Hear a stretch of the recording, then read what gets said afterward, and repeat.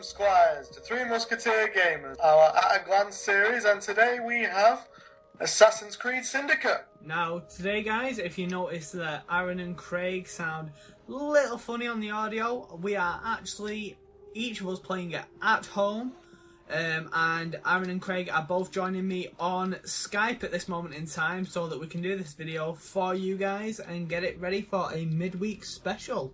So, what are our first impressions on this game, guys? Well, first and foremost, let's get the obvious out of the way. It's bloody beautiful. Well, we could tell that from the picture I put up the other day. Oh, anyone who's on the Facebook page will have seen some of the views that Scott has put up of London town at its finest, and my word, does it look breathtaking.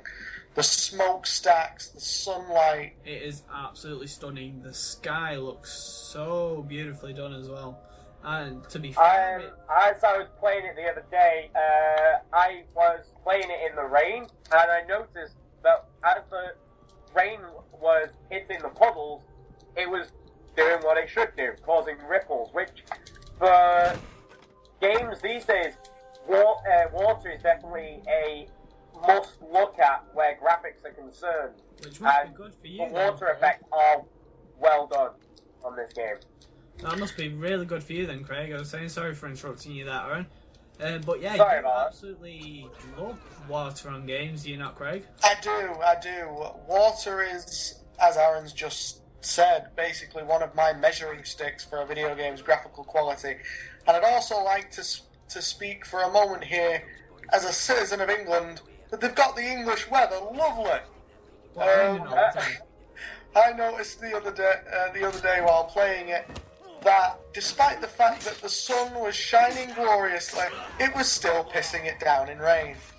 Which, let's face it, is at least 50% preferable to what we get, because normally we don't even get the sunlight. Oh dear, how true. How very true. And yet, somehow, they managed to bring the British architecture of Victorian time Britain into use on this as well, because to be fair, even though we were talking about this the other day, Craig, and you were saying yourself that you loved like running along the streets on this, running along the English rooftops is absolutely stunning. Well, that's just it. I mean, for the Assassin's Creed series, for me, running along rooftops, while nothing new, is a staple of the series, and with how dense and lived in the city is, all of the rooftops are so tightly packed together, you can just bounce across them for days and just keep going from one end of the city to the other without ever having to touch the ground. And that's without the new grapple system, which we will get to. We might as well talk about that now, to be fair, because personally I think that the grapple system is a fantastic implement into the game, to be honest with you. I mean, you get it very early on, but it feels so satisfying to, get to the base of a building, and rather than like in previous Assassin's Creed games where you would like climb all the way up a building, because the buildings now are so to scale. It takes so long to climb up them, but now at just the touch of a button, you can just fire this grappling hook to the top of a building and almost do a reverse rappel up as you basically jump up the building. I mean, as we're doing this now, all three of us are currently playing the game, and I'm gliding between two boats at the moment on my grappling hook, which is fantastic, and it's got very much its own identity. When I heard they were adding a kind of grappling hook rope dart system, I just thought they were jumping on the bandwagon of things like the Spider-Man games and Batman Arkham Asylum, but it's got very much its own identity, very much its own feel, and it doesn't take away the need to run across rooftops on this game. You still feel the need to travel around on foot or by carriage, which... To be fair, it adds to the running along rooftops, because with there being such large gaps between the rooftops now, because obviously it's later on in time, there's actual roads now with carriages which you can ride, and we'll get onto that later. With there being such big gaps that you can actually jump across, the use of the grappling hook it makes the flow of running across rooftops just so continuous.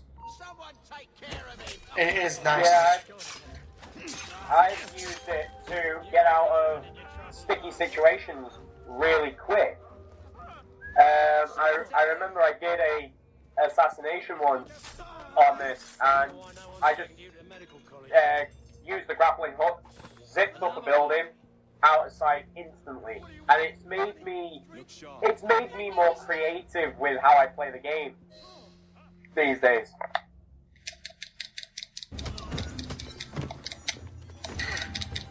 In addition to, obviously, the rope darts, one of the methods of travel that we've just mentioned being the carriages, which control very beautifully, and as anyone who's heard me talk in the other videos knows, I've got a history of being terrible at driving in driving games. And in answer to the question raised in the Formula 1 video, no, it's not easy to drive for me on that game, and no, I cannot drive. But yes, the carriages operate very smoothly. Sorry about that, Greg. One thing that I do just have to add onto what you're saying there is I have now gotten to the point where I've just very recently unlocked carriage races, which are exactly as they sound, where you get to race carriages through the city of London, and they are chaotic. Difficult would be a word that I'd use to describe them as well. There is quite a lot to be said about them. Well, I mean, I've not yet done any carriage races yet. I mean, I have unlocked them, although I've not done any yet.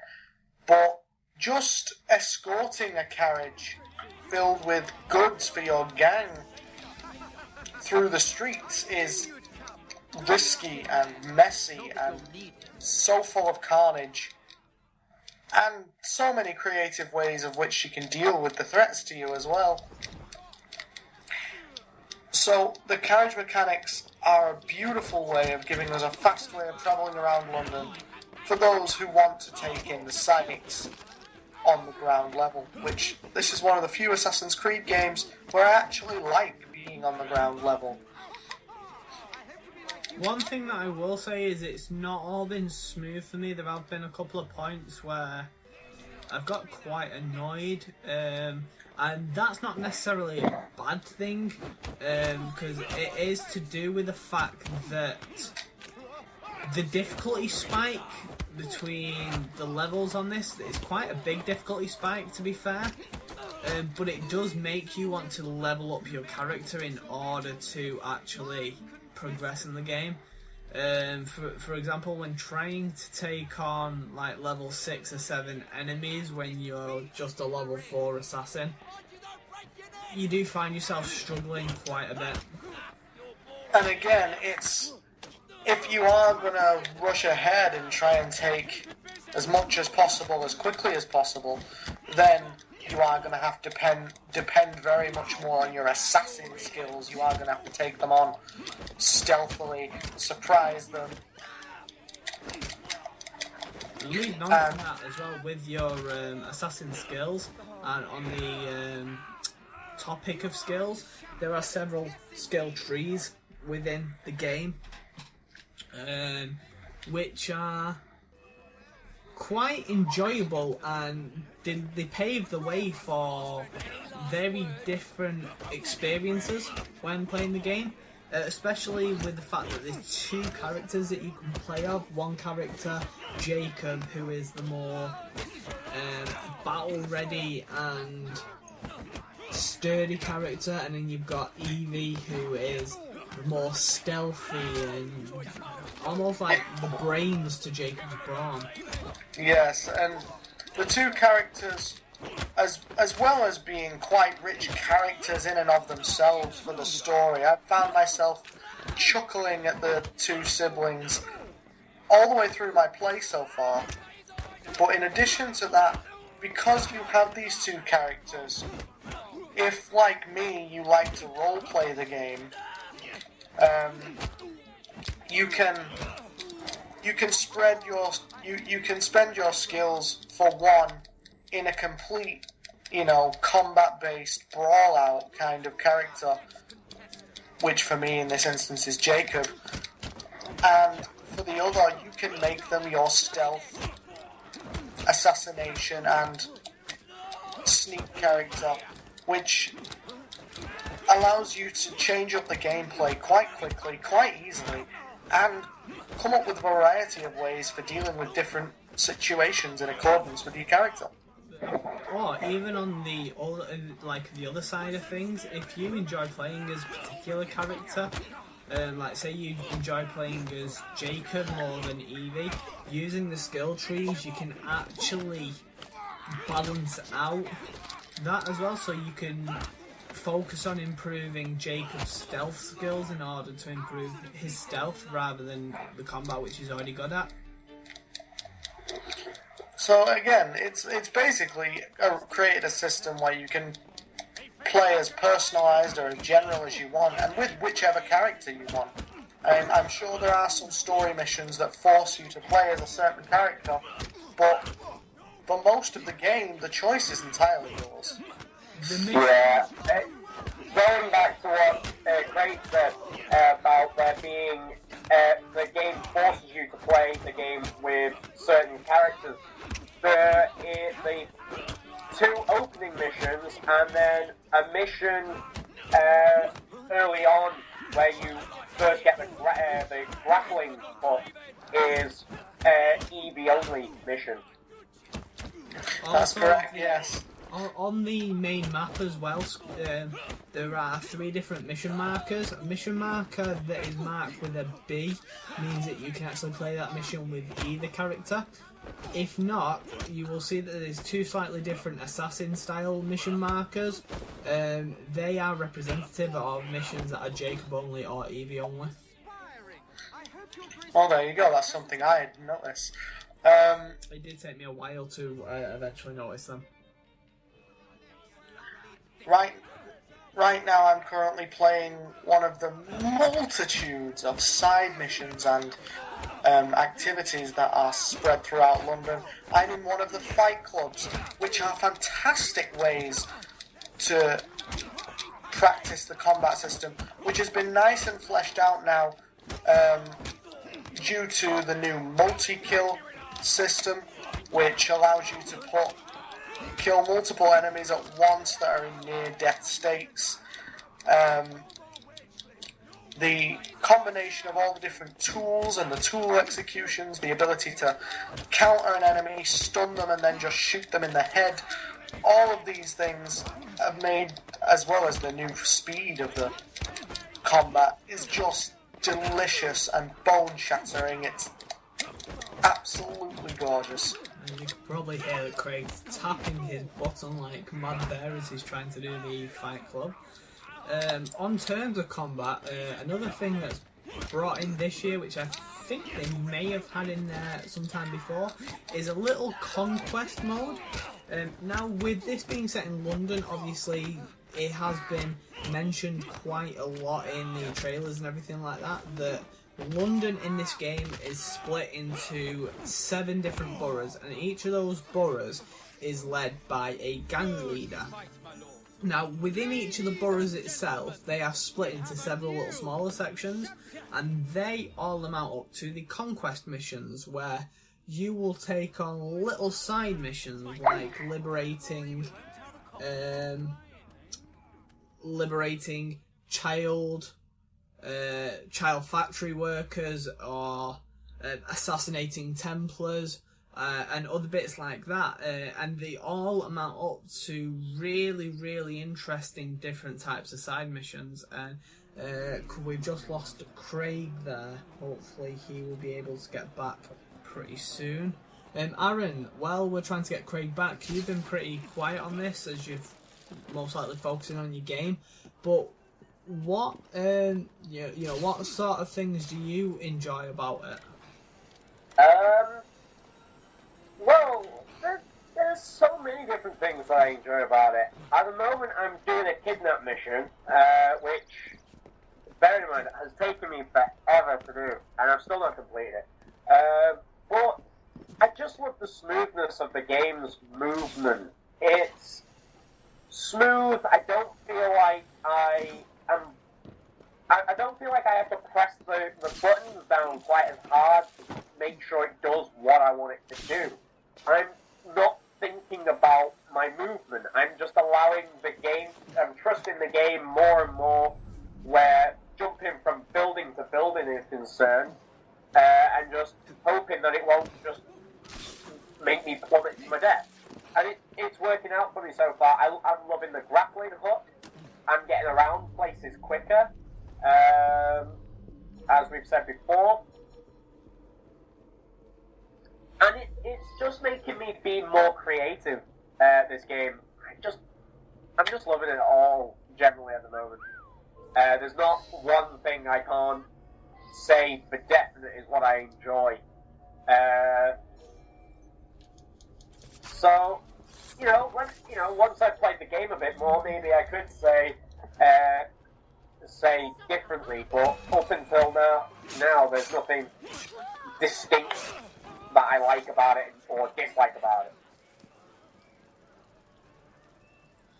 And I lost the target. Yeah, I was just attempting a kidnapping mission then myself, but unfortunately I got kind of distracted, and due to that I have just lost the person I was supposed to be kidnapping.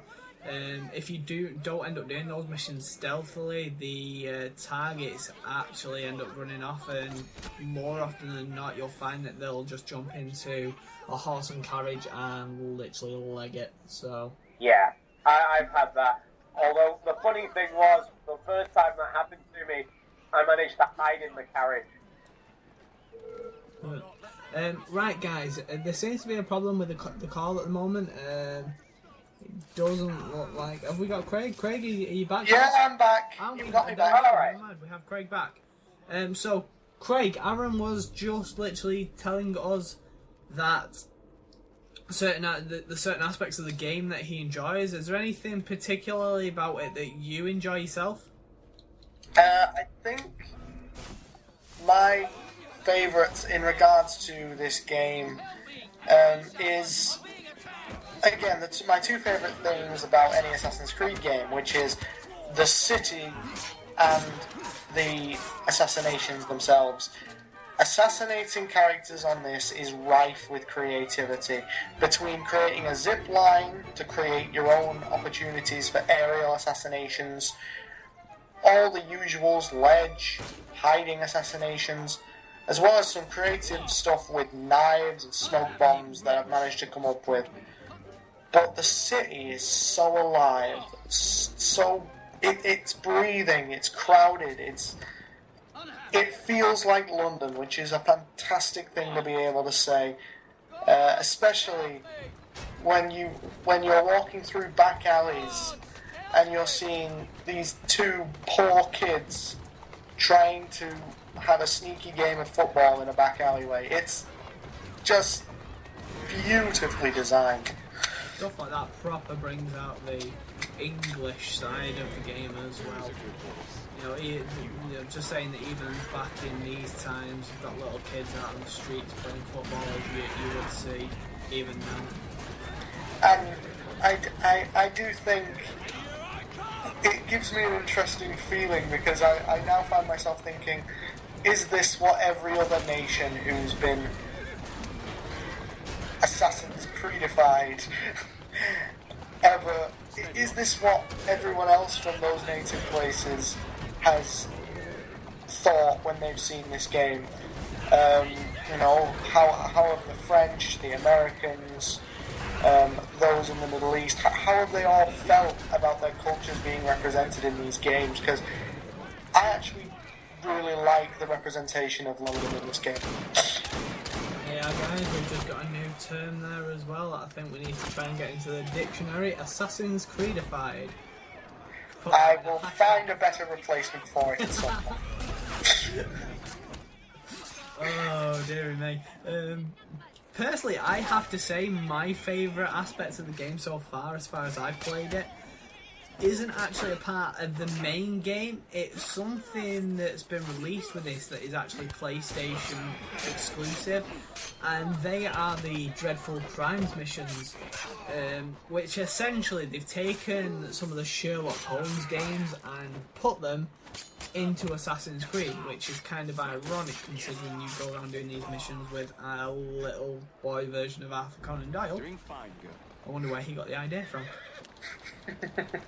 But yeah, the essentially the whole point of these missions are you're investigating a crime. You've got to find clues. You've got to interrogate suspects. From doing that, you've then got to find extra locations and find even more clues. And eventually, you've got to whittle it down to who the suspect is. Who's done this crime. And it's such a brilliant, different aspect of doing these games because, when you think Assassin's Creed, you don't think that you're going to end up doing missions where you're actually trying to solve a murder rather than committing it. Yes, it's very true, and it does add a very satisfying depth to the gameplay. I've only played one or two of the missions in question, but they are extremely satisfying, and they do make you feel very intelligent for solving them. Pretty good. The buttons on this game as well, which I'm just doing a Fight Club myself at the minute, and it's just making me realise just how simple the buttons are. Like, it is literally square is your attack button, so you use your square button during the fight, and it is literally a tap of circle to counter when the yellow bar flashes above the enemy's heads, and then also a tap of triangle when the icon appears to dodge a bullet that they're firing at you. It's something the Assassin's Creed games have always done well. It's simple but effective. Yeah, I agree. I've never felt overwhelmed by complicated button combos or anything. It's always been very easy to pick up and go. I do like the fact that it does have a button circle to show you what you can and can't do at certain points. Some people might think that's spoon feeding, but sometimes just having that little prompt is just what we need. What do you two guys also think of the gang upgrade system? Well, not so much the specifics of the upgrade system, but the gang system in general itself. I absolutely love it. I think they've cleaned up the Brotherhood system that they used in Brotherhood and all of Ezio's games, where your assassins were basically just these almost like power-ups, these one-stop shop power-ups, where they just dropped out of the sky and killed whatever was in front of you. Whereas now, the new gang system is kind of like a fusion of the old brawlers that you could pay in the old Assassin's Creed games and the new Brotherhood system. So instead of having either just looking for brawlers and paying them to follow you, you now, as you get control of London, have them spread across the city, and you can actually go around gathering as many of them as you want until you've got a veritable army behind you, and then just send them off to attack particular targets, to cause riots. I've even had my gang attack policemen in order to distract cops while I've performed assassinations. It's quite useful, quite ingenious the way they've implemented it. And as Scott has said, the upgrade system lets you upgrade the individual soldiers, give them guns, weapons, lets you set up investment opportunities to bring money into your gang. All of these things allow you to customize your gang in so many ways and make them very effective. What about you, Aaron? What's your opinion on it? Most of my opinions are pretty much the same as Craig's. I know I didn't really look at it as the Brotherhood system that they incorporated in Brotherhood originally, but now that he said it, yeah, that's basically what they've done. They've just gone, right, let's make it a little bit more advanced, a little, polish it up, and make it less a case of, like, you could use them just like ammunition in the originals. It was pretty much a guaranteed kill in Brotherhood. But now, as I try, one of my attempts at this kidnap, I recruited a member of the Rooks, and I got him to fight someone off whilst I was busy scouting the rest of the area and getting someone off my tail. Which is much better than just being able to just go, oh, I can just kill you instantly and no one will notice, sort of thing. So, yeah, I agree with Craig wholeheartedly on that one. I do like the fact that you can train them, so you can make, you can actually give them jobs, so to speak. You can, I love one of the one of the abilities that you can unlock, where you can buy pubs, and that's brilliant. You can build your own little business where the pubs are concerned. And to be fair, if you were going to build any business in this game, the pubs are probably, for this era, pubs are probably the most English you're ever going to get. Well, once you start upgrading on that as well, it leads on a little bit more than that. I mean, you can start off by buying pubs and getting income from pubs, and then as you progress up the upgrade system, you actually move on to sponsoring like a Sunday league pub football league, and then you move on further to buying into the the gambling business and stuff like that. And there's just so many different ways that they bring into the upgrade system that says, you can do this now and that'll bring more money in. I've not really looked too much into it at the moment, but I'm looking forward to doing that. I will do that at some point. It really is. It's a fantastic little system on there. But anyway, guys, we have gone on, I think, long enough there with this Assassin's Creed video.